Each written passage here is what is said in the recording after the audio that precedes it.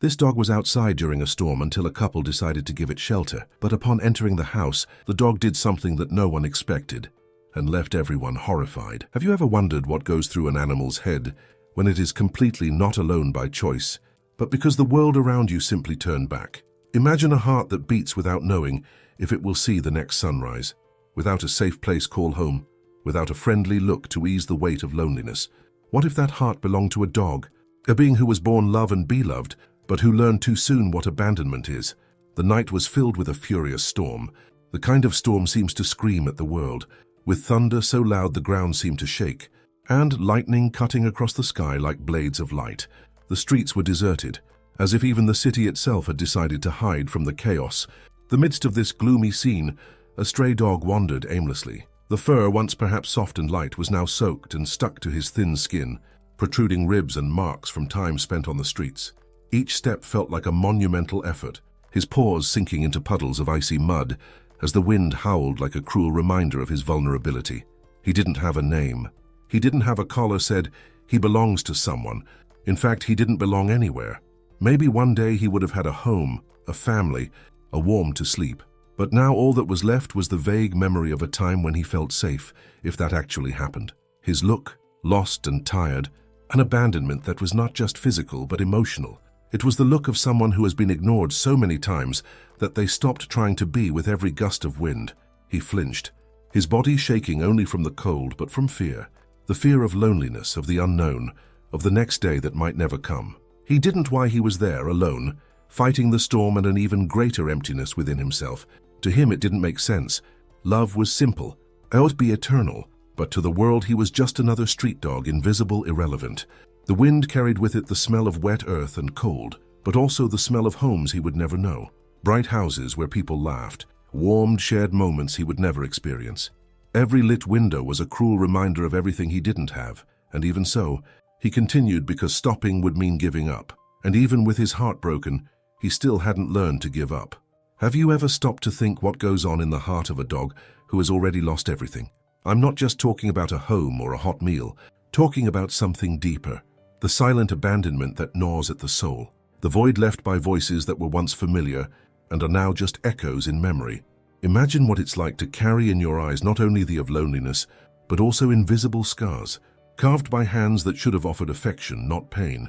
Now imagine all this in the middle of a night where even the sky itself seemed to cry. Storm that broke that night seemed like an extension of the suffering that dog carried with him. The sky roared with thunder, and the rain fell hitting the asphalt as if it wanted to drown the world in tears. In the midst of the chaos, a lone dog dragged its thin, tired body the deserted streets. The fur, dirty and matted, was now soaked, stuck to skin marked not only by hunger and cold, but also by scars that stories of pain. His paws sank into the icy mud, each step a painful effort, each movement a silent fight against a world that already turned its back on him so many times. He couldn't remember the last time he felt the gentle of a hand. What he knew was the opposite. Angry screams from people who chased him off, the merciless kicks as he tried to take shelter in the doors of closed stores, stones thrown by hands that never cared to know his name. He knew the sound of rejection, the dry tone of impatient voices, the sound of doors right in front of your hungry snout. There was no trust in his heart anymore, just the raw instinct to survive another day. Hunger, an old acquaintance. Not the hunger we feel between meals, but the raw, devastating hunger that makes the stomach hurt and the body shake. He learned to live with the constant pain of an empty stomach, to endure the burning thirst when the only water available was from dirty puddles. There was another inseparable companion, clinging to him in the freezing dawns when the hard ground seemed colder than the air. But there was something more cruel than hunger and cold: abandonment. The emptiness that remains when you are ignored, when you go unnoticed, as if didn't exist. He had known this too soon. Maybe one day I would have a home, a warm corner, maybe a name. But all of this was lost at some, and what remained was the echo of absence. He had been left behind, not once, but several times, and, with each new, a part of him erased, leaving only the instinct to survive. As the storm raged around him, he continued walking. There was no just the impulse to move forward. Stopping meant giving in, and he still hadn't forgotten how to continue, even if his body was. The piercing wind howled in his ears, pushing him from side to side, but he kept his gaze down, focused on the soaked ground.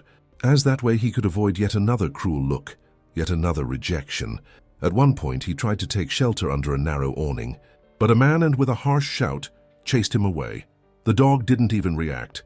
There was no surprise in his eyes, only resignation. He already this. With his body shaking, he dragged himself back to the street, facing the fury of the storm once again. The world seemed too big for so small, so invisible. In a moment he stopped on a corner, his chest heaving. His eyes closed for a second as if the world was too much. But he couldn't stop. The storm didn't wait for anyone, much less an abandoned dog. Kept him going even as every muscle in his body screamed with exhaustion. He was hungry, thirsty, but what hurt most was not his empty stomach, yet the empty space where a feeling of belonging should exist.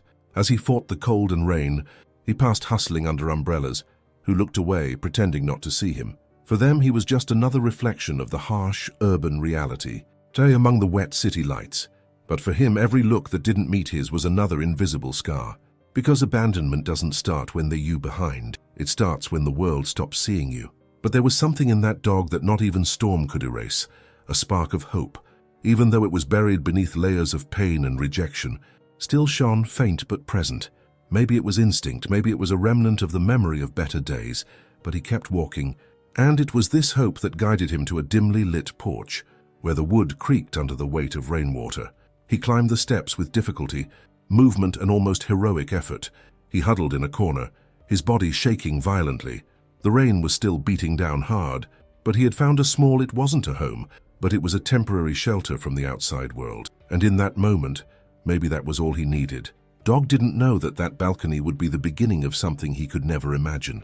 For him, it was just another place to try to survive. For the destination, it was the first step on a new journey. Her journey that would show that even the most broken hearts can find a home, not just but a place where you are finally seen, where abandonment way to acceptance. As he cowered, trembling, unsure of what the future held, a door creaked softly behind him. And with that simple, the dog's world began to change, because sometimes all it takes to transform a life is someone who decides to open a door. Like this show how a gesture of compassion can change a life. Leave your like and subscribe to the channel to spread this message of hope so that more understand the importance of helping an animal in a situation like this. Have you ever wondered what it really means to be seen? Not just glanced at, but really seen, as if, for a brief moment, someone saw not who you are, but everything you carry inside. For a street dog, used to being invisible, ignored by hurried glances, or worse, seen contempt, being genuinely noticed, can be a moment as rare as it is precious. The storm was still raging outside, with the wind whistling through cracks in the windows and the rain drumming furiously against the roof. Emily was at home with her young daughter, while Jack, her husband, absent-mindedly watched TV, trying to ignore the unsettling atmosphere. The sudden snap of a branch breaking outside made her up, her heart speeding up reflexively. She approached the front door, driven by a curiosity that's stronger than fear. Opening the door, the cold night air quickly seeped in, accompanied by the smell of wet earth and the of something more. It was then that she saw him. A puppy was huddled in a corner of the porch, soaked. The fur stuck to his thin body, highlighted every bone, every mark of a difficult life on the streets. But what caught Emily's attention, its worn appearance. It was the look. Their eyes met for a brief moment, and in that instant everything seemed to. The sound of rain became distant. The wind no longer mattered. What remained was that look, a deep abyss of mixed with an almost imperceptible spark of hope. It wasn't a look that begged for help. It was a look tired to ask for anything, but somehow it seemed to ask silently, "Can you really see me?" Emily hesitated, not because she didn't want help, but because that look seemed to carry a weight that she didn't know if she could bear. There was something broken in Dog, something that time and neglect had destroyed, but at the same time, there was something there that hadn't disappeared yet, a fragility that screamed in silence. The maternal instinct, that invisible force that pushes to take care of what is vulnerable, spoke louder. She called out to Jack, her voice low, almost fearing that Thee would be too strong for that fragile moment. Jack came curious, and upon seeing the dog, his first reaction was caution. That a street animal, wet, unknown, but all it took was a closer look for him to see what Emily had seen. Not an aggressive dog or a threat, but a soul who no longer had the energy to even be afraid. Together, they picked up an old towel that was thrown in a corner and slowly approached Emily, crouched down first, gently extending her hand. The dog didn't. He didn't growl, he didn't flinch. There was no resistance in his body, only a deep resignation. It was as if he thought, If you're to hurt me, that's okay, I've been through worse. That kind of acceptance, so silent and devastating, squeezed Hart in a way she didn't know was possible. They wrapped him in the towel and the dog remained motionless, his eyes half closed, as if he between extreme tiredness and a relief he couldn't understand. The warmth of the towel felt like a distant memory of a comfort he had already. Emily and Jack took him inside, without exchanging many words, because situations speak for themselves. Inside the house, the dog was placed in a corner of the room, near a blanket that Emily spread on the floor. Didn't try to escape nor explore space. He just lay down, his body shaking not only from the cold, but also from the emotional exhaustion of someone had already fought too much. Emily knelt beside him, observing every detail, the small scars on his, the way he breathed with difficulty, the look that, even though it closed little by little, still to carry a silent question. Why are you doing this for me? She didn't have an answer. Maybe it was because seeing that dog made her feel that had been dormant for a long time. It wasn't pity. It was a raw connection, a silent of what it means to be broken and yet keep breathing. She ran her hand gently through its wet fur, and the dog didn't react. Not because he wanted to, but because he just didn't know how anymore. The silence that night, broken only by the sound of the storm outside, seemed to a reflection of the internal storm that dog carried inside him. Emily didn't know what he had experienced, but she didn't need to.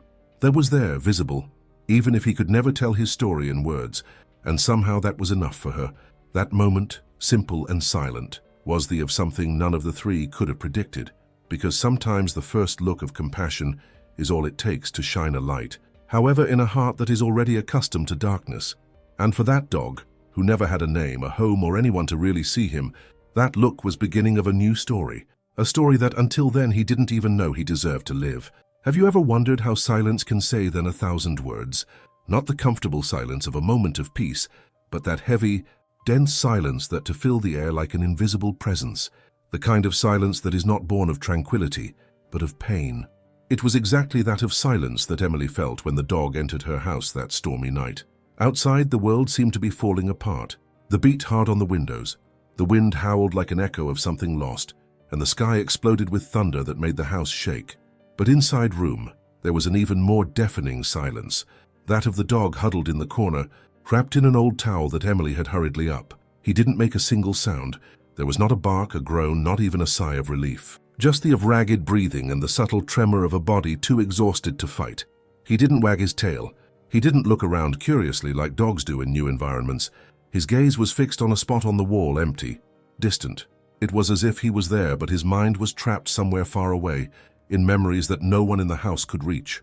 Emily knelt beside him, her sinking with a feeling she couldn't explain. She had seen abandoned dogs before, but there was something different about this dog. Something that visible on the surface but could be felt, like a subtle vibration of pain embedded beneath the skin.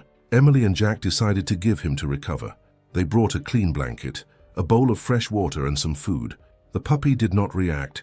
He looked at the food but didn't move. It was as if the survival instinct was there, but buried beneath layers of fear, and after a few minutes he finally crawled slowly towards the bowl, his movements cautious, as if he expected bad to happen at any moment. He ate hurriedly, but without that euphoria typical of hungry dogs. It was more of a mechanical than a pleasure. Over the next few days, the cub remained silent. He allowed Emily to get close, but never made the first. The tail never wagged. The eyes, even less opaque than on the first night, still carried a sadness that was difficult to. It was Lily, the couple's little daughter, who decided to give him a name, Max.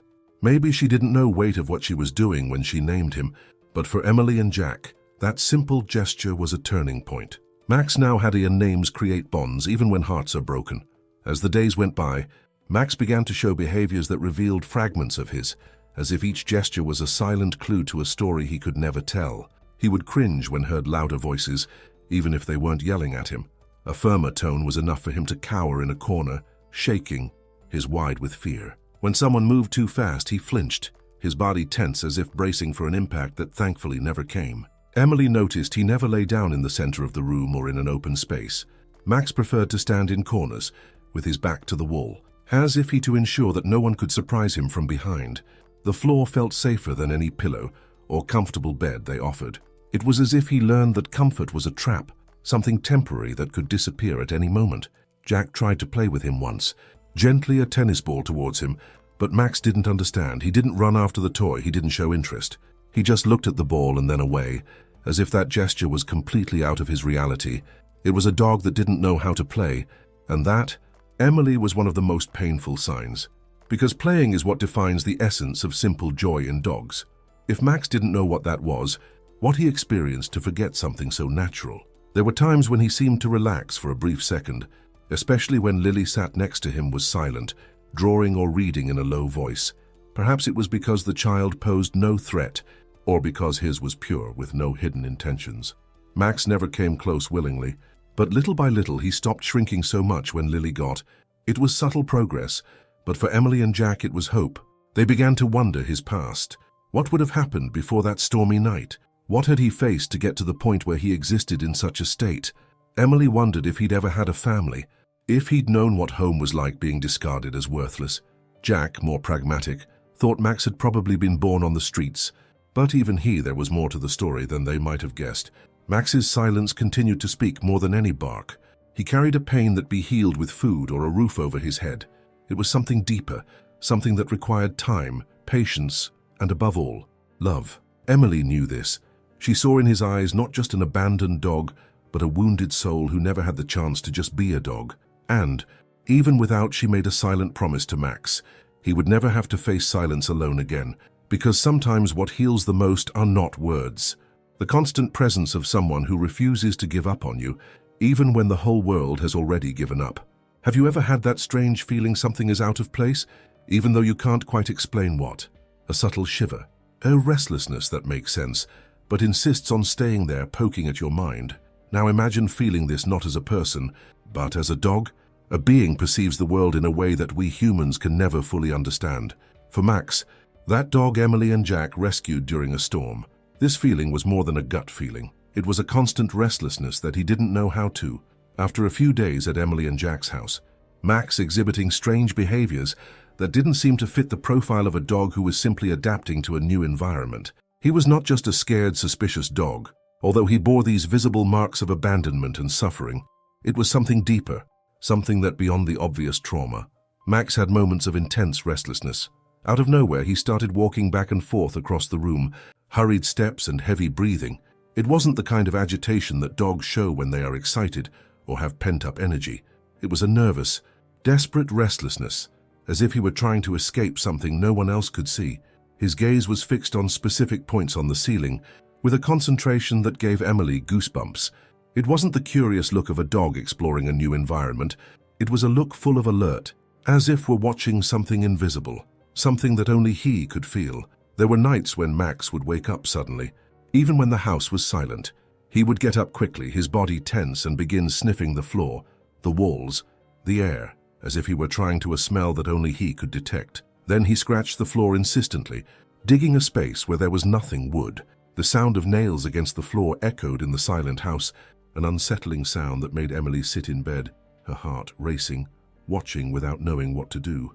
But Max's most intriguing behavior was when he to pull Jack out of the house. It didn't matter if it was raining, if the wind was cold outside, or if it was late at night.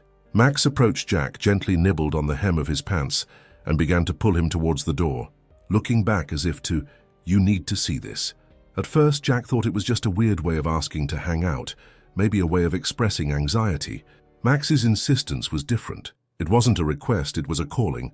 Emily, more sensitive to Max's emotions, thought that perhaps it was of the trauma he had experienced.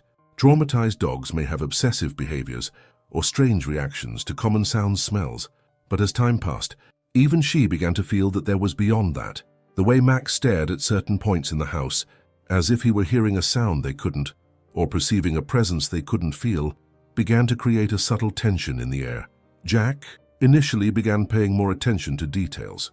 He noticed that Max became more agitated at certain times of the day, especially at night, when there was quiet and the world outside seemed asleep. It was as if the silence amplified something they couldn't perceive, but that for Max was to ignore. On one of those nights when Max tried to pull him out of the house again, Jack decided to follow him, even though he understood why. Max guided him to the front door, his body tense and his gaze fixed as if each step was urgent. Jack opened the door.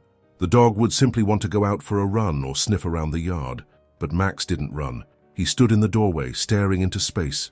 His ears, his body rigid. The cold night wind blew, bringing the smell of wet earth and the distant sound of rustling leaves. Nothing out of the butt for Max, there was something there. This pattern repeated itself for several days. Max continued to demonstrate an unusual to something that Emily and Jack couldn't identify. Sometimes he would sit in front of a specific wall in the staring at it for minutes without blinking, as if waiting for something to happen.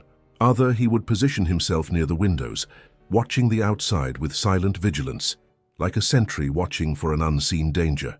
Emily began wonder if Max was trying to say something, not with barking or obvious gestures, but with his insistence, with the subtle desperation in eyes, with the repetitive behavior that seemed more like a warning than a symptom of trauma. She wondered if, perhaps, past was not just marked by abandonment and abuse, but by something more, something he still felt, something he could never leave behind.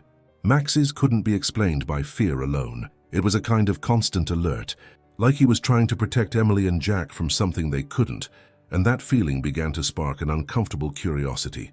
What did Max know that they didn't? Was the dog they thought they were saving actually trying to save them? That question began to echo silently in the families as Max continued his strange ritual, guided by an instinct that no one could fully. Have you ever felt that inexplicable shiver, as if something is about to happen, even though there are clear signs of it?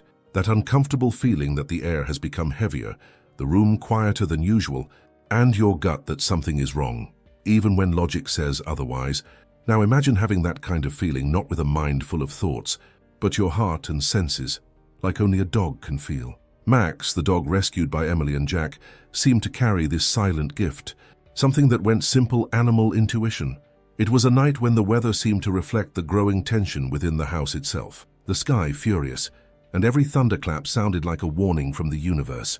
The rain hammered the roof with an almost aggressive force, and the howled between the cracks in the window, making the curtains sway as if trying to escape the storm outside. Emily was in the kitchen, trying to distract herself with simple tasks, while Jack finished fixing a shelf that was hanging in the living room. Max, on the other hand, was in a way they had never seen before.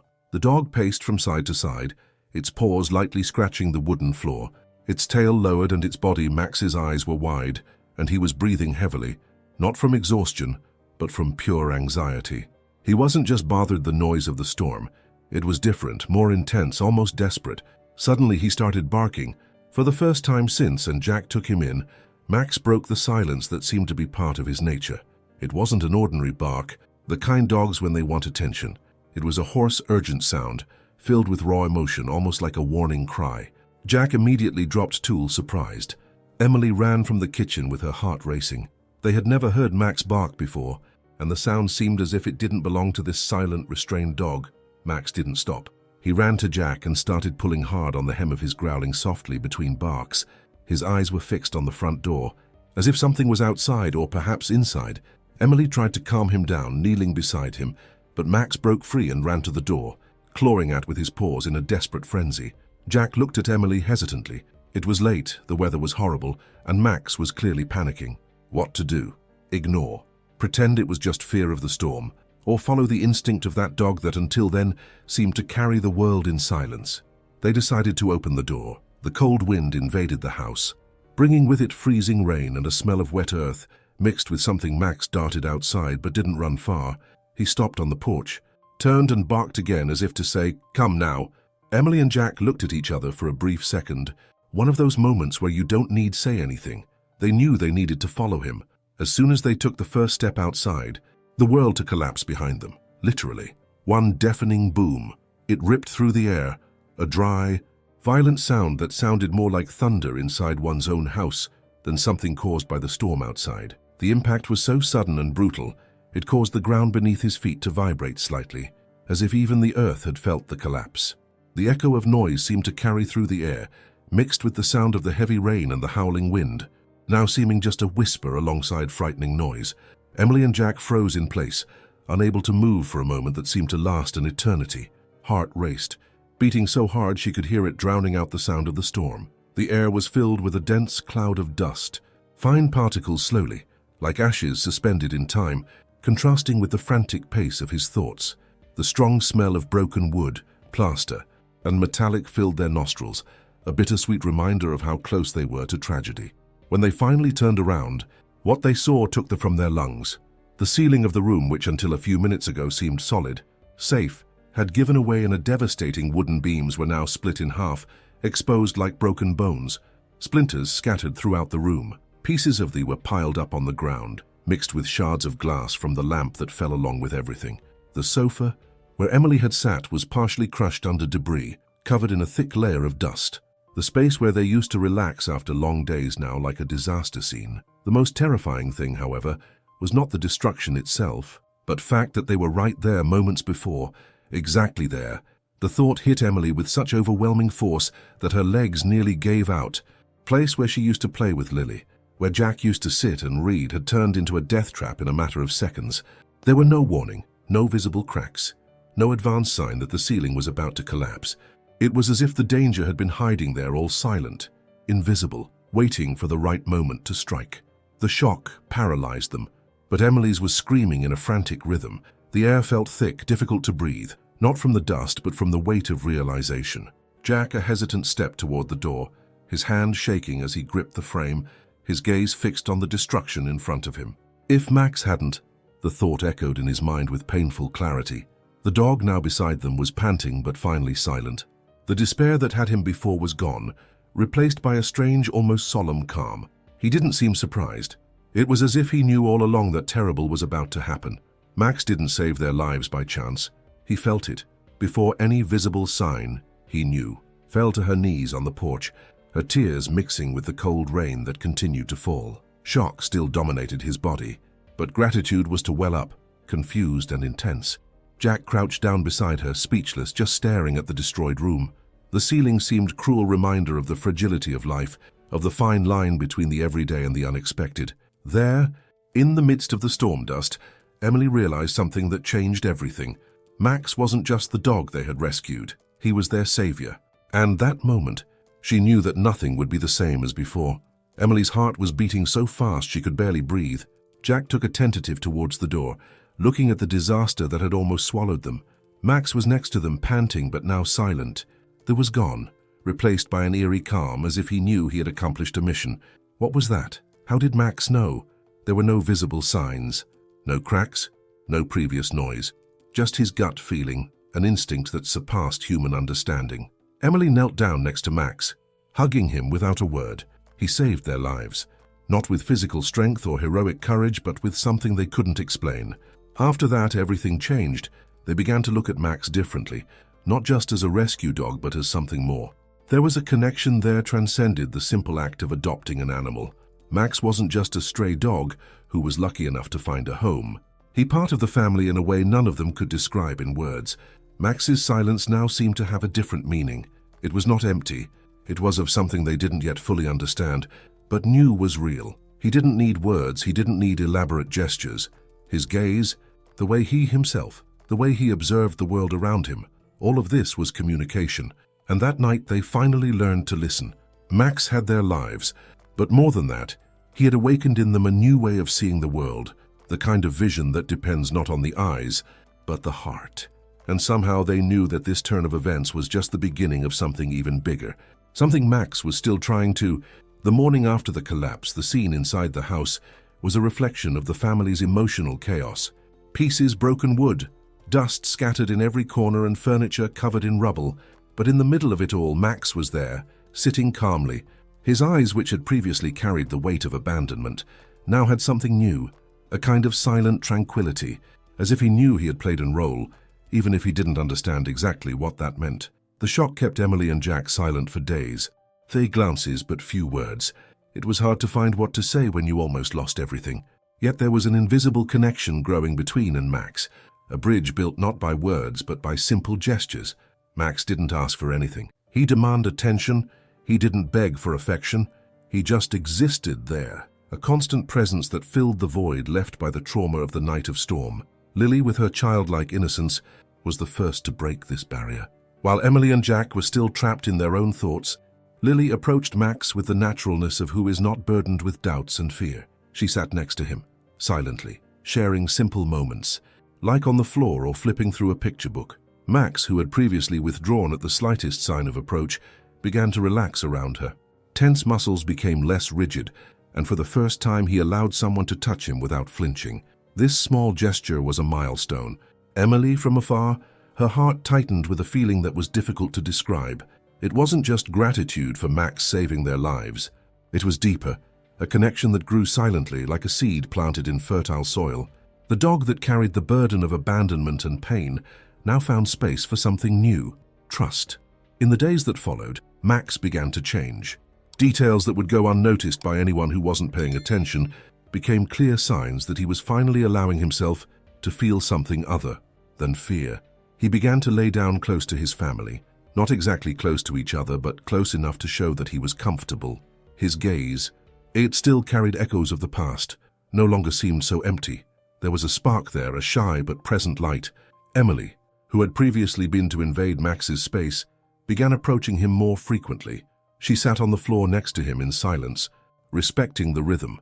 It wasn't about forcing a bond, but about allowing it to happen naturally. And little by little, Max accepted her presence, light pats on the head, and eventually laying his head on her lap. Jack, who had always been more practical and less emotional, also saw himself. He, who initially saw Max as a simple rescue, now saw him as part of the family. The moments when he caught the dog by surprise, a quick pat on the head or a piece of food straight from his hand, showed an affection that he perhaps didn't even know he was capable of feeling.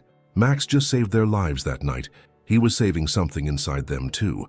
But even with these advances, there was something that never disappeared: the specter of abandonment. Max still had moments when he was lost in his own thoughts, his gaze fixed on distant point, as if he was reliving memories that only he knew. On rainy nights he became restless, walking around the house with steps, his eyes filled with a sadness that no affection could completely erase.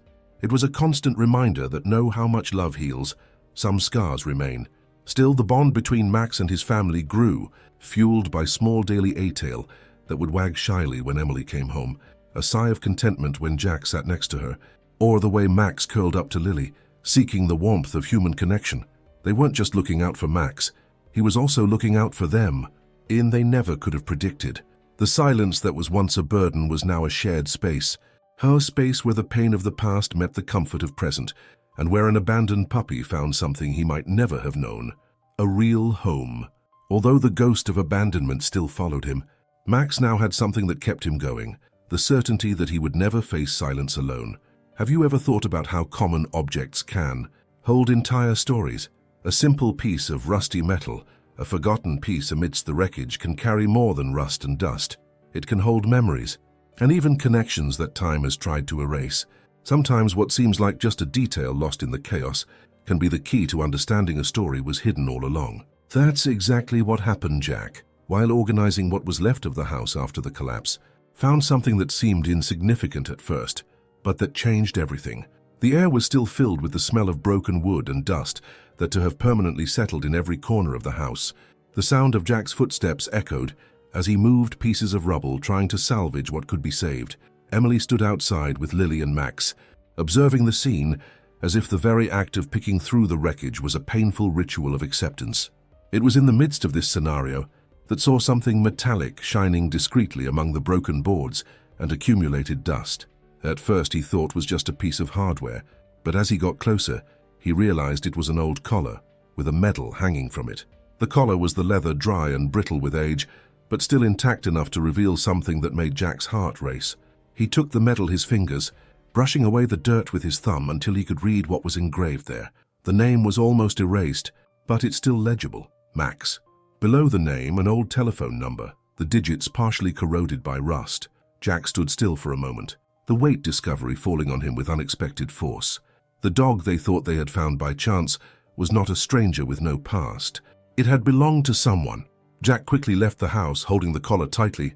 Emily noticed his expression and ran to him, her heart racing, knowing why.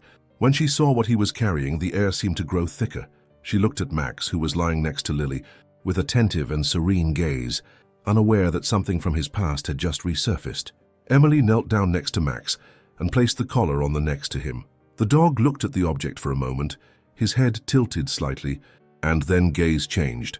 It wasn't a dramatic movement, but there was a hesitation in his eyes, a silent confusion, as if something inside him had been.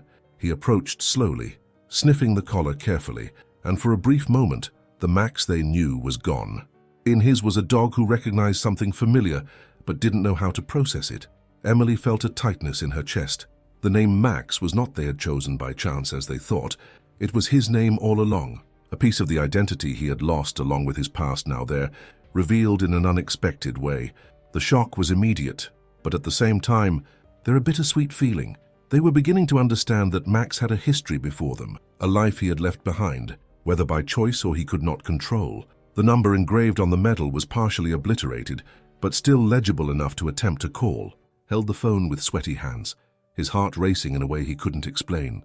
Emily was by her side, watching in silence, her gaze alternating her cell phone and Max, who was sleeping peacefully in the corner of the room, oblivious to the fact that his past was about to be unearthed. When Jack finally pressed the call button, the sound of the phone ringing seemed louder.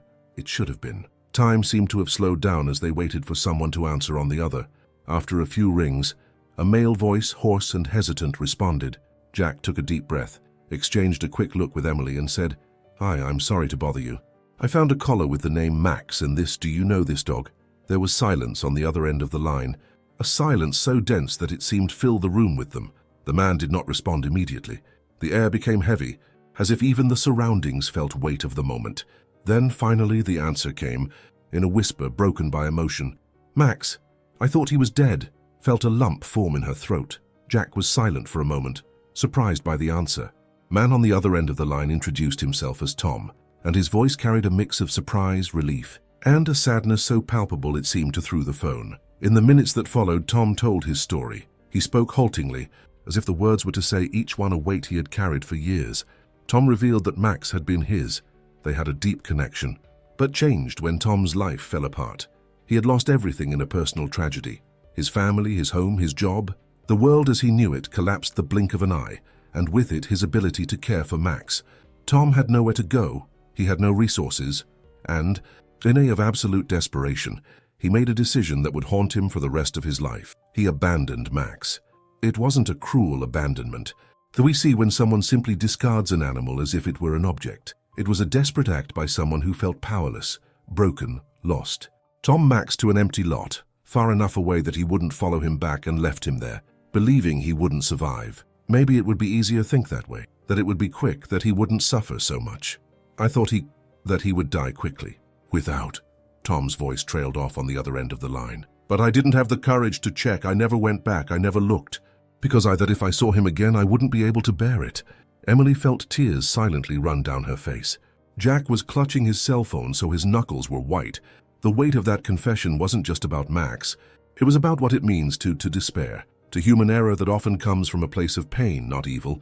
Tom never had the courage to look for Max, because he didn't care, but because the weight of guilt stopped him. He chose to believe that Max was no longer there. That perhaps fate had been living with doubt was painful, but it seemed more bearable than facing the truth. When the call ended, Emily stared at her in silence, processing everything they had heard. She looked at Max, who was now awake, watching them with those deep eyes, that his past had just knocked on the door. The dog they thought they had saved had actually survived much more than they could have imagined. He just a lost dog. He was a survivor of a story marked by loss, pain, and now a second chance. In the days that followed, Emily and Jack couldn't the story out of their heads. They watched Max differently, with a deeper understanding of the silent pain he carried. He had loved, then abandoned, and yet he had survived. Still, it found a new home. Max's past had returned, but this time not to take him back. Just show how far he had come despite everything. And deep down, Emily knew that Max's true home wasn't where he came from, but where he was now. Have you ever thought about how certain encounters can carry the weight of a lifetime? Not casual encounters, but those that to hold the air in your chest, where time slows down and your heart beats faster, as if you know something important is about to. That's exactly how Emily and Jack felt when they decided that Tom should see Max again. There were no how the dog would react. Max carried the mark of a painful past in his eyes, and meeting the person who had been part of it could be a step towards healing and a trigger for difficult memories. The day of the reunion arrived a cloudy sky, as if the weather itself was reflecting the emotional climate of that morning. Emily felt her stomach, while Jack tried to hide his tension by moving unnecessary things around the house. Max seemed suspicious from an early age, instincts realizing something different was about to happen. He paced back and forth, sniffing the air, his ears pricked in silent alert. When Tom's silence fell almost palpably, he got out of the car slowly, as if each step were too heavy. There was something broken in his posture. It just the exhaustion of travel, but the weight of guilt he'd carried for years. His eyes were red, and his shook slightly as he kept them in his pockets, as if he didn't know what to do with them. Emily opened the door with a shy smile, and Jack briefly. Max was next to them, his body rigid, his gaze fixed on Tom. Time seemed to slow down. The puppy didn't bark, it didn't advance, but also didn't run towards the man who was once part of its life. The air was thick, filled with invisible but present emotions. Tom slowly crouched without saying a word. He didn't try to call Max. He didn't reach out his hand immediately. He just stayed there, silent. The dog's space and time. It was as if he knew he couldn't force a moment of connection. Their past could not be erased with a simple gesture. Max motionless for a few seconds that seemed like an eternity. His eyes were fixed on Tom, and there was something there that Emily had never seen: anger, but silent confusion. As if the familiar scent was awakening memories he didn't know to process. Then hesitantly, Max stepped forward, then another. The surroundings suspended, as if even the air was waiting to see what would happen.